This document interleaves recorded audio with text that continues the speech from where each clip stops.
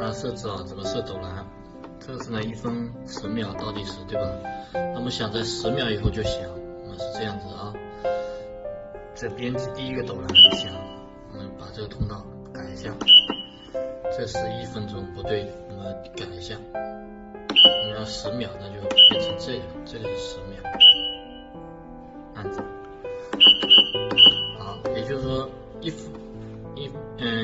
1分钟的时候它会响，因为是1分10秒嘛，要在10秒以后响，对吧？啊，那是第二组。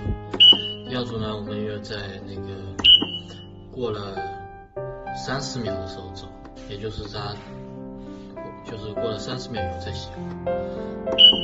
然后第三个呢，看你要不要设，不设也没关系，直接跳过。好，那再按一个。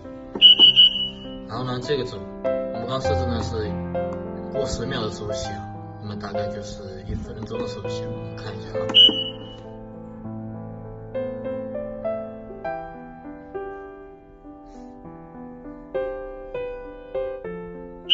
好，它会响，那它会这样一直会闪，你要按一下它才会切回到倒计时。它等会还会再响一下，因为设置了2组。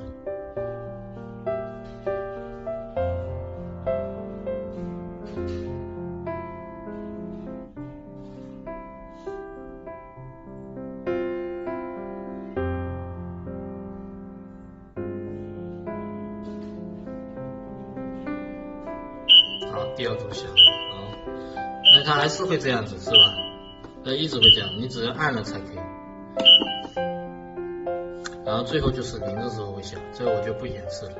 我跟大家说一下，如果说你斗栏不要响，那么是这样子，按这个以后，把这个所有通道都改成0，这刚刚10嘛，那这个都改成0，这个要改成0，改成0就可以。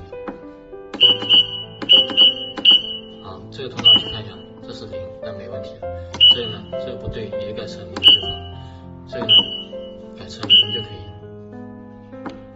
这个呢，这也要改成0，这样全部的通道它就会斗栏都不会响，因为都是独立的嘛。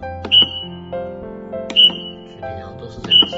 然后这是第一个，那第二个通道也是，第二个斗栏呢也要给它改成0，这样也去改成0，这样的话它就是中间就不会响，这样的话就可以正常。